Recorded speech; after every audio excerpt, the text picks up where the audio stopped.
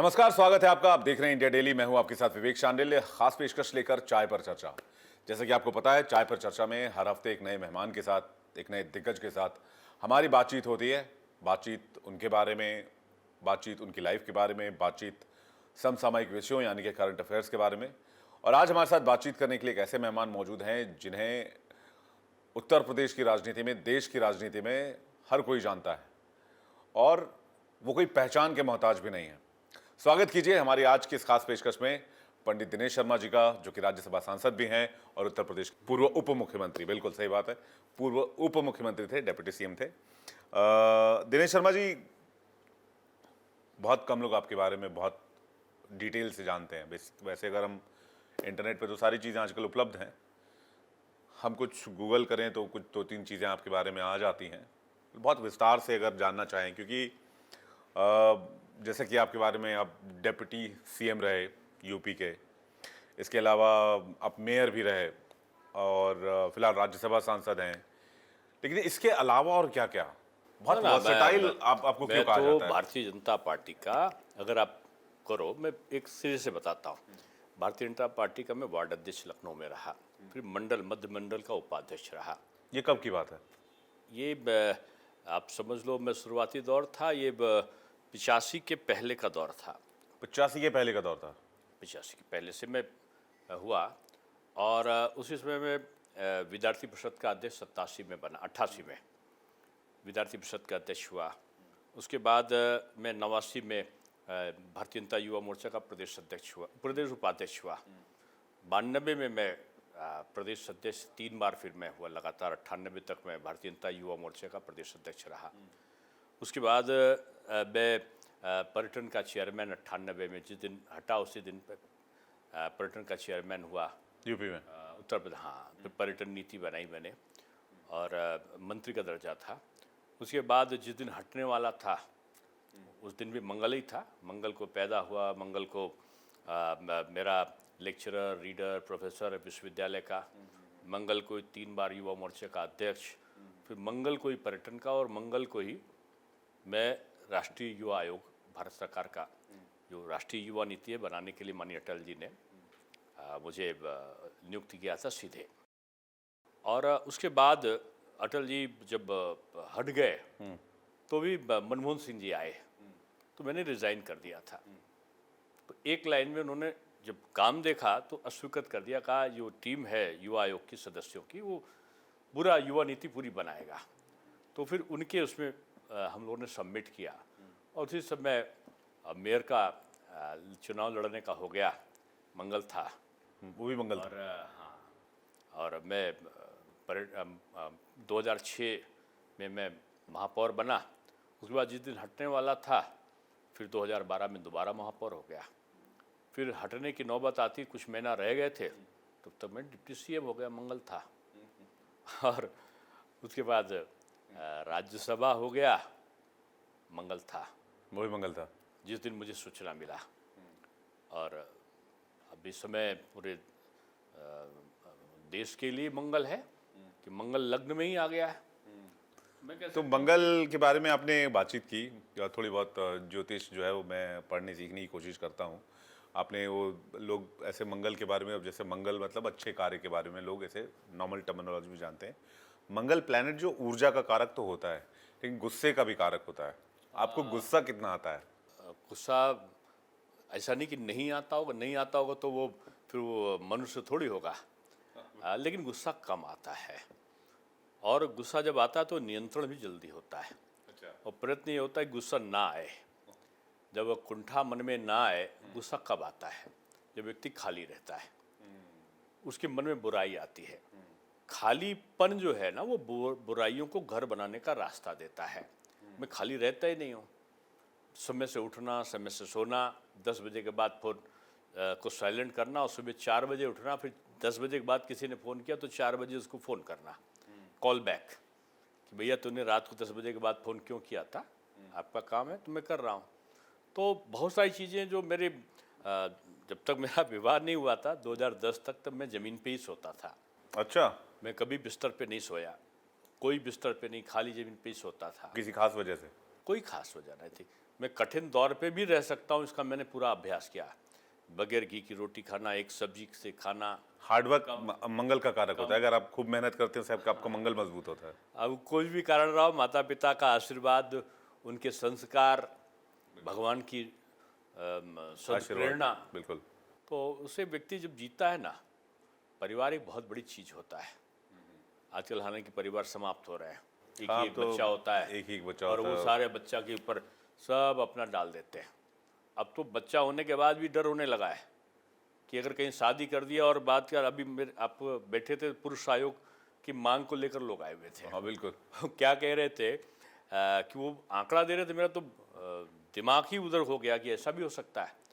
भारतवर्ष में नारी का संरक्षण प्रथम प्राथमिकता है। बिल्कुल। नारी का सम्मान ये पृथ्वी पे नहीं, स्वर्ग में भी है। आप देखो लक्ष्मी नारायण, आप देखो गौरी शंकर, भारत के संस्कार उमा में है। शंकर। बिल्कुल। नारी का पहले सीताराम, आदि शक्ति। राधा कृष्ण। बिल्कुल। और मोदी जी ने 33% का नारी शक्ति वंदन का अधिनियम भी बनाया है। तमाम कानून जो नारी का उत्पीड़न होता है, दहेज जला देना, वो करना, उस पर अंकुश सा लगने के लिए तेज से हुआ है। ऐसा नहीं मैं कहता हूँ कि समाप्त हो गया हो, लेकिन आज की जो भारतीय संस्कारिक परिवेश था संस्कृति का, उसमें कहीं व्यतिक्रम आ रहा पाश्चात्य संस्कृति के प्रभाव के कारण। घर टूट रहे हैं, ऐसी घटनाएं हो रही हैं। आज पति उत्पीड़न समिति आई थी मेरे पास में। अच्छा, आपके पास? हाँ, तो उनके जब मैं आंकड़े सुन रहा था तो मेरे रोंगटे खड़े हो रहे थे कि 20-20 साल मुकदमा चल रहा है, तलाक नहीं हुआ। क्योंकि हिंदू संस्कृति में तो तलाक का प्रावधान ही नहीं है। इस्लाम में तलाक है, अंग्रेजी में देखो, ईसाई धर्म में दो डाइवोर्स है, हिंदू में नहीं है। ये परिवार का विग्रह क्यों हो रहा है? आज छोटी छोटी बातों पर मैं ये नहीं कहता हूँ कि अगर पति दोषी है तो दंड का सबसे पहला अधिकारी वही है, लेकिन कई जगह पर शादी हुआ 7 दिन में ही पता चला अलगाव हो गया, फिर एक मुकदमा हो गया, मुकदमे के बाद माँ पिता भाई बहन शादी हो गई, उसका पति भी, भांजा भांजी सबके नाम दर्ज करा देते हैं। अब पता चला घर में कुंवारी बहन बैठी, उसका विवाह नहीं हो रहा। ये विसंगतियां आती हैं, ऐसा उन लोगों का कहना था। और उनका मांग था कि न्यूट्रल जेंडर कानून होना चाहिए, जेंडर न्यूट्रल कानून। तो एक समान अधिकार। अगर कोई गलत मुकदमा है और पति का उत्पीड़न के कारण परिवार प्रभावित हो रहा है और पति निर्दोष है, अभी आत्महत्याओं का जो उन्होंने दिया ना डेटा, चौंक गया मैं कि इधर कुछ वर्षों में पतियों के आत्महत्या का, पतियों की हत्या का क्रम बढ़ गया है। क्यों? ये 7 दिन का जो डाइवर्स हो रहा है ना, पहले 7 जन्म के लिए फेरे होते थे कि ईश्वर इस जन्म को दिया है, 7 जन्म तक हम पति पत्नी साथ रहेंगे, वो भारतीय परिवेश था। बिल्कुल। आज ये विग्रह का कारण क्या है? पाश्चात्य संस्कृति का प्रभाव, घर में संस्कार न डालना, माता पिता और उनके साथ बुजुर्गों के साथ न रहना, ये जो विसंगति पैदा जो अमेरिका की थी वो भारत में आ रही है। चूल्हा परिवार को जोड़ता था, आज क्या है? आज अमेरिका में अभी रिसर्च कराया, मैं गया था एक लेक्चर में, मैं एक अमेरिका की बहुत बड़ी यूनिवर्सिटी में गया था जी। वहाँ शोध हो रहा था। उन्होंने शोध में निकाला कि परिवार क्यों टूट रहे हैं। लड़कियां शराब पी रही हैं, लड़के छोटे 13 साल के स्टेन गन चला के हत्या कर रहे हैं, नशा कर रहे हैं। क्यों? उनका लगा कि बच्चा पैदा हुआ तो सिर्फ संरक्षण गृह में डाल दिया, थोड़ा बड़ा हुआ तो पढ़ने के लिए बोर्डिंग में डाल दिया, वो थोड़ा और बड़ा हुआ तो नौकरी वहीं से पा गया, नौकरी पाया, घर आया, देखा माता पिता बूढ़े हो गए तो उनको वृद्धाश्रम में डाल दिया। भारत में वृद्धाश्रम नहीं हुआ करते थे पहले, पड़ोसी भी अपने पड़ोसी का रक्षण करता था, लोग उनको भी मौसी और मासा और मामा और चाचा कह के पुकारते थे। ये व्युत्क्रम बढ़ा है, उसके कारण परिवार की दूरियां बढ़ती जा रही। उस रिसर्च में जो निकाला, अभी मुझे प्रोफेसर मिले थे इसी दिल्ली में, तो उन्होंने बोला कि अमेरिका का जो रिसर्च निकला उसने हिंदुस्तान की व्याख्या कर डाली। मैंने कहा कैसे? उन्होंने कहा कि चूल्हा सिस्टम होना चाहिए। ये चूल्हा घर में बनाते ना, पत्नी ने रोटी बनाया और रोटी बनाते बनाते अच्छी से बना दिया, पति ने तारीफ कर दी, सास जी को उन्होंने बना के चाय पिला दी, ससुर जी के उनका आशीर्वाद मिल गया। जोड़ता है ये, भारत की संस्कृति जोड़ने वाली थी, ये दर्शन थी, पाश्चात्य संस्कृति प्रदर्शन थी। और इस प्रदर्शन के भाव का जो हमारा युवा को जो प्रभाव पड़ा, वो भटकाव की स्थिति आई। और आज जो अभी आपके आने पर जो डेलीगेशन आया ना कि पुरुष के लिए आयोग बने, ऐसी मांग करने लगे लोग। पुरुष का संरक्षण चाहिए, कई पति तो रोते हुए सही में आए, उनके हाँ, जब मिला, देखा मेरी भी मुलाकात हुई। आप भी मिले थे ना, 25 साल से मुकदमा चल रहा है, किसी का 10 साल से चल रहा है, किसी को पूरे घर को बंद कर दिया गया, उनकी बहन बैठी है, शादी नहीं हो रही, ये हुआ। मैं ये नहीं कहता कि महिला पे जहां अत्याचार हुआ है पुरुष को दंड तत्काल करना चाहिए, लेकिन अगर निरपराध किसी को हो रहा है, इस प्रकार की क्यों हो रहा है? आज पति तो भगवान था ना, पत्नी अर्धांगिनी आधा अंग थी, ये दोनों में अलगाव की स्थितियां क्यों आ रही? ये भी एक, ये सरकार की हर चीज जिम्मेदारी नहीं होती, ये संस्कार की भी होती, पारिवारिक परिवेश की भी होती।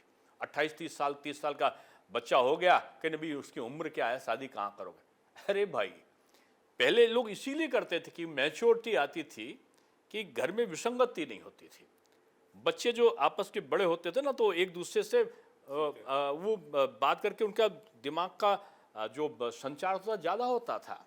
अब क्या है, आया पाल रही, अगर बोर्डिंग में जा रहे हैं तो उनके मन में विकार पैदा होता है, जो पाश्चात्य संस्कृति में यानी पाश्चात्य देशों में होता था, वो भारत में होने लगा। विसंगतियां सिर्फ समाज में ही नहीं आई हैं, मगर राजनीति में भी देखें। निश्चित निश्चित, मैं इसे आपको राजनीति में आप देखिए, पार्लियामेंट में क्या हो रहा है, कोई काम ही नहीं, तो 3 दिन से फिर हंगामा ही हंगामा हो रहा है। राज्यसभा में भी वही हो रहा है, दुर्भाग्य है, लोकसभा में भी वही। जनता गाढ़े पैसे से चुनकर अपने प्रतिनिधियों को भेजती है कि वो लोकसभा राज्यसभा में जाकर वो उनकी समस्याओं ये को भी उठाएंगे, ये भी वेस्टर्न और कल्चर है। वो शोर मचाते हैं। हाँ, निश्चित रूप में वो जनता के दरबार में नहीं जाना चाहते। जनता जब नकार चुकी है अगर, तो आपको उससे सबक लेना चाहिए कि भविष्य में मैं अच्छा करूं, लेकिन आप संसद नहीं चलने दोगे। संसद ना चलने देने का एक कारण ये भी है कि 11 साल में मोदी जी ने जो विकास कराया, विकास मुद्दा नहीं है। अब वो कैसे कहेंगे चारों तरफ एक्सप्रेसवे बन रहे हैं, वो कैसे कहेंगे चारों तरफ मोटर ये जो आपका है मेट्रो चल रही है, वो कैसे कहेंगे कि 2 उत्तर प्रदेश का संदर्भ अगर लो, 2 हवाई अड्डे थे, आज 21 हवाई अड्डे संचालित हो रहे हैं, देश का नहीं एशिया का सबसे बड़ा जेवर बन रहा है। वो कैसे कहेंगे कुंभ में 66 लाख लोग आ गए और एक भी लाठीचार्ज नहीं हुआ और एक भी जाति नहीं पूछी गई, सब मिलकर शुद्ध गंगा जल में स्नान करके चले गए, त्रिवेणी के संगम में करके चले गए महाकुंभ में। तो इतनी सारी चीजें होती जाती हैं। तो ये विपक्ष एक तरीके से आप देखो, अब वो आपे से बाहर हो गया है। इन कांग्रेस ने क्या किया इनके साथ में, सपा ने क्या किया, केवल रोजा अफ्तार हुआ, जुमे का नमाज के समय टोपी लगाकर बाहर खड़े हो गए, जाके रोजा अफ्तार करते हुए खाया और पीछे जाके आपने उनको अपशब्द कहे और चुनाव के समय उनके वोट ले लिए और ये चाहा कि ये पढ़ने ना पाए, मदरसे में पढ़ें और मदरसे की डिग्री से वो पासपोर्ट भी ना बनवा पाए, नौकरी भी ना पा पाए। और आपने क्या किया कि आपने उनको दरदोजी का काम पहले करते थे, अगर 1947 में, तो आज भी करते दिखाई पड़ेंगे। उस समय पंचर बनाते थे, आज भी पंचर बनाते दिखाई देंगे। ये बीजेपी की तरह नहीं कि अब्दुल कलाम बना के राष्ट्रपति बना दो, ये उस तरह की मानसिकता वाले नहीं है कि मदरसे में एक हाथ में पवित्र कुरान हो और एक हाथ में कंप्यूटर हो, उससे पढ़ाई करो। आप अपनी धर्म को मानो, 5 वक्त की अजान दो, कोई दिक्कत नहीं है आप, लेकिन हाथ में कंप्यूटर लेके गणित भी जानो, विज्ञान भी जानो, भारत में आप भी नौकरी पाओ, आप भी संस्कारिक लाओ। आप क्या सिखाते हो?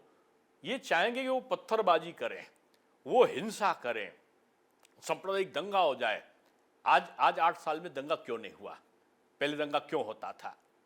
आज कांवड़ का जुलूस निकल रहा है तो आज पत्थर की जगह फूल क्यों गिर रहे हैं? आज माफिया जब निकलता था तो थानों के अंदर पुलिस वाले छुप जाते थे। क्या मैंने वो जमाना भी देखा है, अपने आंखों से देखा है कि माफिया की सवारी निकल रही है पूर्वांचल के, हाथों में स्टेन गन अवैध लिए घूम रहे हैं और वो जाके थानेदार और वो अपने थाने के अंदर छुप रहे हैं कि कर लो, कहीं आके मुझे बेइज्जत ना कर दे। ये उत्तर प्रदेश था क्या? यहाँ का उद्योग अपराध था, वसूली थी, छीना झपटी थी, अपहरण था। आज योगी जी ने अपने ऊपर दुश्मनी लेकर आज ये माफिया तंत्र के खिलाफ संघर्ष किया है। कौन समझता, किस मुख्यमंत्री की हैसियत थी कि माफियाओं को छेड़ दे? या तो कल्याण सिंह जी ने किया था, हाँ, थोड़ा बहुत माफिया गिरी के बारे में आदरणीय मायावती जी ने भी किया था, उद्योग बना दिया था लोगों ने। लेकिन आज बाहर का निवेश में थोड़ा कंट्रोल हुआ था, आज बाहर का निवेश आ रहा, कल्याण सिंह जी ने पूरा कर दिया था और आदरणीय योगी जी ने तो फ्रंट पे आके युद्ध किया है, इस माफिया तंत्र को उन्होंने निस्ताबूत किया है। इससे इससे क्या होता है? आप कहते हो बुलडोजर बाबा है, मैं कहता हूँ वो अर्थ प्रबंधन बाबा है। क्यों? क्योंकि जिससे आय आ रही ना, कुंभ से ही कई लाख करोड़ की इनकम हुई है। जेवर हवाई अड्डे बनेगा तो 1/3 इनकम जो है जेवर हवाई अड्डे से आने वाली है। ये एक्सप्रेसवे के आसपास जो डेवलपमेंट प्रोसेस हुए, उत्तर प्रदेश का नक्शा बदल रहा है योगी जी अर्थव्यवस्था प्रबंधन बाबा है। निश्चित रूप में। उनको लोग बुलडोजर बाबा कहते हैं। मैं कहता हूँ ये तो इतनी इनकम का जरिया उन्होंने बना दिया। आज इतनी योजनाएं कर रहे हैं, कांग्रेस में नहीं होती थी, सपा में नहीं होती, पैसा नहीं, पैसा नहीं, पैसा नहीं। एक बार योगी जी ने कहा कि पैसा नहीं, एक बार मोदी जी ने कहा पैसा नहीं, एक बार गडकरी जी ने कहा पैसा नहीं। जिधर चाहो उधर चारों तरफ एक्सप्रेसवे बनेगा। क्यों? क्योंकि जो बेमानी लूट भ्रष्टाचार होता था वो बच रहा है। आज आज माहौल बदला है। आज आप बड़े बड़े चीजें बनाते, गुणवत्ता देखने में लगता है कि आप 110, 15, 20 की रफ्तार से चला रहे हो तो आपको जर्क नहीं आ रहा गाड़ी में। ये कभी सोचा था किसी ने? पहले हम दूसरे प्रदेश से उत्तर प्रदेश में प्रवेश करते थे और गड्ढे से उछलने लगती थी तो लोग कहते थे कि हम उत्तर प्रदेश में आ गए। आज उत्तर प्रदेश के बाद हम कहीं जाते हैं तो लोग कहते हैं यार बड़ा गड़बड़ हो गया, उत्तर प्रदेश लगता है निकल गया। वैसे अब विपक्ष को अभी भी चैन नहीं है, कहते हैं कि ताजिए पर जो है वो देखिए, चैन जनता को होना चाहिए, बेचैन विपक्ष को ही रहना चाहिए। क्योंकि बेचैन रहेंगे तो उनको अपनी गलती का एहसास होगा। मीटिंग कर ले तो ये तो वो ठीक है, मस्जिद में जाओ तो गलत नहीं है। राय का पहाड़ बना देंगे तो विपक्ष वाले तो कहने लगे पता नहीं क्या हो गया। आज ही अपनी अपनी भागवत जी की मीटिंग हुई एक कुछ मैं तो ये बुद्धिजीवियों के कहता हूँ, साथ, ना मौलानाओं काहू के से साथ। दोस्ती, ना काहू से पैर, अपनी अपनी ढपली, अपना अपना राग, इनका है। लेकिन बीजेपी क्या अब मुस्लिम के साथ बैठेगी तो कोई अपराध है क्या? बिल्कुल नहीं। मोदी जी की एक भी भाषण में आप बता दो कि उन्होंने ये ना कहा हो कि हम 140 करोड़ हिंदुस्तानियों के लिए काम कर रहे हैं। उन्होंने अगर एक भाषण में बता दो कि मैं हिंदू के लिए काम करूँ, कहा हो? योगी जी ने 25 करोड़ लोगों के लिए मैं काम करूंगा, 40 करोड़ के लिए काम करूंगा, यही तो बोलते हैं ना। बोलते भी हैं, करते भी हैं। और ये लोग बोलते हैं लेकिन करते नहीं है। आपने भेदभाव नहीं किया, लेकिन ये सवाल खैर दूसरे प्रोस्पेक्ट से भी हो सकती है, लेकिन आपने भेदभाव यानी कि सरकार ने भेदभाव नहीं किया। लेकिन मुसलमानों का ट्रस्ट अभी भी जो है वो अपोजिशन पर ज्यादा है। मानसिकता वोटिंग पैटर्न भी यही है। देखिए, उनका मानसिकता में बदलने में समय लगेगा।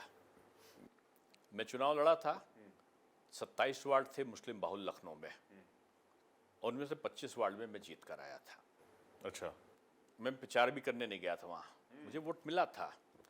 आदरणीय अटल जी को भी मिला, राजनाथ जी को भी अच्छा वोट मिला। लेकिन कुंदरकी में भी आप देखो 1 लाख कुछ हजार से जीते हैं। बिल्कुल, वो काफी चर्चा भी। 70% मुस्लिम है तो उस पर तो अखिलेश यादव ने कई आरोप भी लगाए थे। जहाँ हार जाओ वहाँ आरोप, जहाँ जीत जाओ वहाँ निष्पक्षता। ये कहाँ, कौन सा बात है? अभी मीरापुर में आप हार गए, मुस्लिम जगह थी।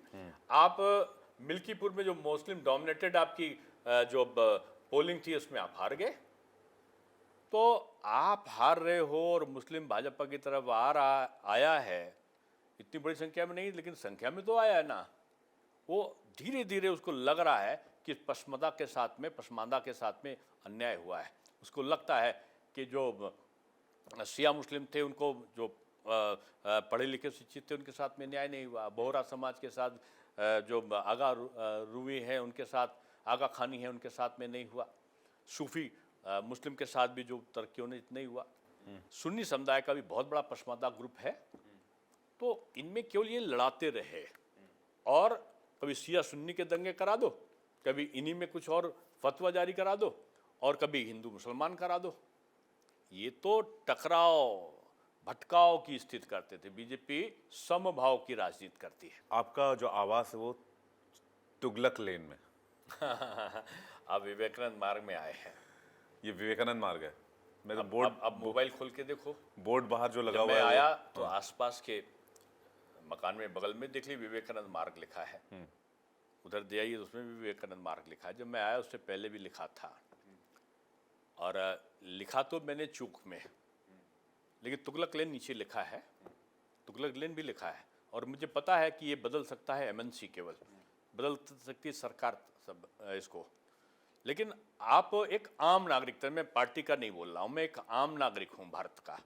इस आज़ाद भारत का एक आम नागरिक हूँ जो हिंदू और मुसलमान को बराबर मानता हूँ। मैं हर सबसे कहता हूँ कि 5 वक्त का नमाज देने वाले मौलवी का उतना ही सम्मान करो जितना 2 वक्त की पूजा करने वाले पुजारी का करते हो। लेकिन पूरा दुनिया में एक देश बता दो, इस्लामी देश भी बता दो, जहाँ आक्रांताओं के नाम पर सड़कें रही हों।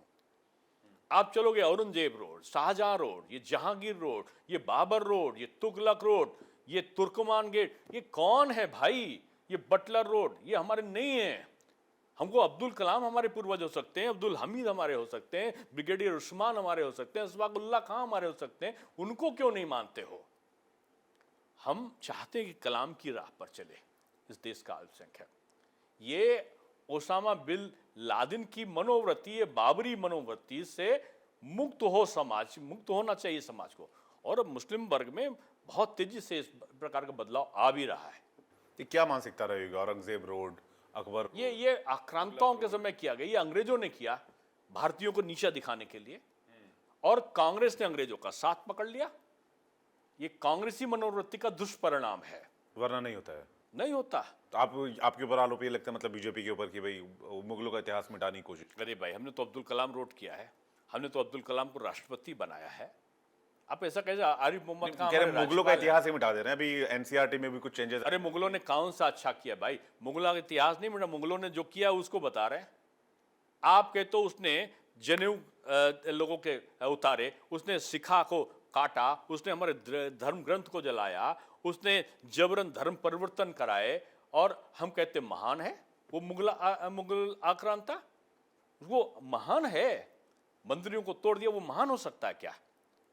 वो तमाम लोगों को, महिलाओं को, हिंदू महिलाओं को उठाकर जबरन शादी कर लिया, तो वो महान हो सकता है क्या? इस आवास पे जब मैं आया तो मैं किसको बताऊं कि मैं तुगलक में, जहां तुगलक ने अत्याचार की, वहीं रह रहा हूं। मैं तुगलक रोड पे रह रहा हूं। मैं एक आम नागरिक की तरह बोल रहा हूं, एक सांसद के तौर पर। मंगल एक्टिवेट हो गया था तब मैं आपको? एक सांसद के तौर पर नहीं कह रहा हूं। मैं सांसद के तौर पे जो सरकारी नीति है उसका मुझे स्वागत है। मैं उसको तुगलक रोड ही कहूंगा, तुगलक लेन ही कहूंगा। तो ये चेंज नहीं हो सकता क्या? नहीं, अब ये जो जिनको अधिकार है उन तक का ये आवाज जाएगी ना। ये विपक्ष को मानसिकता बदले ना। चूंकि वक्त सीमित है सर, तो एक आखिरी सवाल आपसे। राज्यसभा का एक मामला बहुत चर्चा में, आपको भी पता है, धनखड़ जी ने रिजाइन कर दिया, उस पर काफ़ी कंट्रोवर्सी भी हुई, उस पर विपक्ष ने कई सारे सवाल उठाए।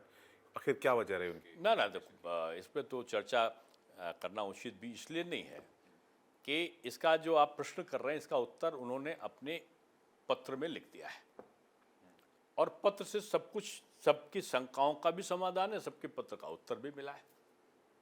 अब इस पे बाकी किसी कहने को कुछ शेष है नहीं। जो आपका प्रश्न है उसका उत्तर उनका पत्र है। तो विपक्ष के कई सारे सवाल हैं कि ऐसा हो रहा था, वैसा हो रहा था। विपक्ष तो उनके खिलाफ अविश्वास प्रस्ताव लाया था। बिल्कुल, 60 सांसदों ने हस्ताक्षर भी किए थे। विपक्ष ने उनकी झूठी नकल उतारी थी। क्या बीजेपी अध्यक्ष के तौर पर उत्तर प्रदेश में आपका नाम कहीं? नहीं, तो बीजेपी इस प्रकार की शंकाओं में, अफवाहों में मैं कभी विश्वास नहीं करता। युवा मोर्चे का अध्यक्ष था मैं, और आदरणीय सुंदर सिंह मंडारी जी भारतीय जनता पार्टी के प्रभारी थे, और मेरे काम से बहुत खुश थे। एक दिन जब वो भाजपा संगठन का गठन करने लगे तो मुझे बुलाकर पूछा, आपको क्या दायित्व मिले, क्या दायित्व दूं? तो मेरा एक जवाब था, जहां पर कम वहां पर हम। वो इतना खुश हुए कि उन्होंने सबको बुला के कहा कि इसको युवा मोर्चा के लिए नारा बना दो।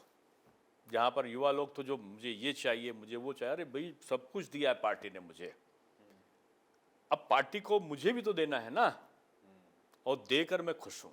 और पार्टी ने मुझे कितने पद दिए हैं, और जो भी दिए, जो मैं भूत की बात नहीं करता, ना भविष्य की चिंता करता हूं। जो वर्तमान में मेरे पास है उस वर्तमान को अच्छा से अच्छा बना सकूं, इसके लिए मैं सतत प्रयत्नशील लेके आनंदित भाव में काम करता हूं। और एक काम हमेशा करता हूं, दिमाग को खाली नहीं रहने देता, अपने को हमेशा व्यस्त रखता हूं। खाली दिमाग शैतान का घर होता है। आपके दूसरे की बुराइयां आएंगी आपके दिमाग में, आपको दूसरों की गलतियां दिखाई पड़ेंगी, आपको अपने भविष्य की आशंकाएं दिखेंगी। ना मुझे भविष्य की आशंका है, तो फिर राजनीति कैसे ना हमें भूत की याद है, और ना वर्तमान से मुझे असंतुष्टि है। मैं पूरी तरह संतुष्ट हूँ, पूरी तरह व्यस्त हूँ, और मैं व्यस्त भी हूँ और मस्त भी हूँ। दिन वाला रात वाला मस्त नहीं, दिन वाला मस्त हूँ और स्वस्थ भी हूँ। दिनेश शर्मा जी, बहुत शुक्रिया हमसे बातचीत करने के लिए। तमाम मुद्दों पर आपने खुलकर बातचीत की और आपके बारे में जानकर अच्छा लगा, और उम्मीद है दर्शकों को भी आपके बारे में जानकर अच्छा लगेगा, क्योंकि बहुत चीज़ें हम देखते हैं तो हमें बहुत सतही तौर पर दिखाई देती है। समुद्र भी हम देखते हैं, हमें विशाल दिखता है, लेकिन समुद्र की गहराई हम नहीं देख पाते। तो आपके भी जो कार्य रहे हैं, या फिर आपने जो संघर्ष किया है, या फिर आपकी जो जर्नी रही है, वो भी इसी तरह की गहराई उसमें नज़र आती है, जिसमें लंबे समय से आपने संघर्ष किया और आज आप यहाँ पर हैं और मेरे आगे अंडर के में लिए भी 25 PhD हैं 25 PhD। और 40 पेपर्स हैं। राजनीति के अलावा आपने 25 40 PhD भी पेपर्स हैं, और मेरे 6 किताबें मेरी चलती हैं, और बहुत सारे 1 दर्जन से ऊपर देशों का भ्रमण में मेरे लेक्चर्स हुए हैं। तो शर्मा जी, व्यक्तित्व की खूबसूरती यही होती है कि जो इंसान गहरा होता है वो इंसान जो है वो बहुत स्थिर नज़र आता है, उसमें हल्कापन नहीं होता, जैसे आपके बातों में भी, आपके व्यवहार में भी। और जिस तरह से मेरी आपसे शायद एक बार 2017 में मुलाकात हुई थी, बहुत कम समय के लिए, वो मैं शायद आपकी बाइट लेने के लिए आया था। 2017 में बीजेपी ने दोबारा चुनाव जीता था उत्तर प्रदेश में। मैं तब जब नहीं, रिजल्ट आप घोषित हुआ था मैं तब, शायद डिप्टी सीएम था। हाँ तो आपने उस समय मुझे जैसा देखा होगा वैसे ही आज भी। हाँ, मैं उसी का जिक्र कर रहा था। वो जो 2 मिनट की मुलाकात थी और आज जो ये मुलाकात है, उसमें कोई फर्क नहीं है। तो मैं उसी स्थिति की बात कर रहा था। तो सर, आप बहुत शुक्रिया करना चाहेंगे आपका, आपने अपना कीमती वक्त दिया और आपने बगैर बहुत- लाग लपेट के आप बहुत सारे सवालों का अच्छे जवाब प्रश्न दिया। किए। मैं आपके प्रश्न से आनंदित भाव में हुआ। हो सकता है उद्विग्न भाव में मैंने कुछ ज़्यादा बोल दिया हो, नहीं, लेकिन मुझे आनंद आया। सारे सवालों के जवाब इनफैक्ट आए, और अपने बिना लाग लपेट के सारे सवालों का जवाब दिया। उम्मीद है दर्शकों को ये इंटरव्यू बहुत पसंद आया होगा। अगर आप इसे डिजिटल प्लेटफॉर्म पर देख रहे हैं तो कमेंट सेक्शन में आप अपनी राय जरूर बताइएगा, आपको इंटरव्यू कैसा लगा, या फिर अगर कोई सवाल आप मुझसे जानना चाहते हैं तो सवाल को भी कमेंट सेक्शन में जरूर डालिएगा। बहुत शुक्रिया। खास पेशकश में फिलहाल इतना ही। इंडिया डेली पर खबरें लगातार जारी हैं।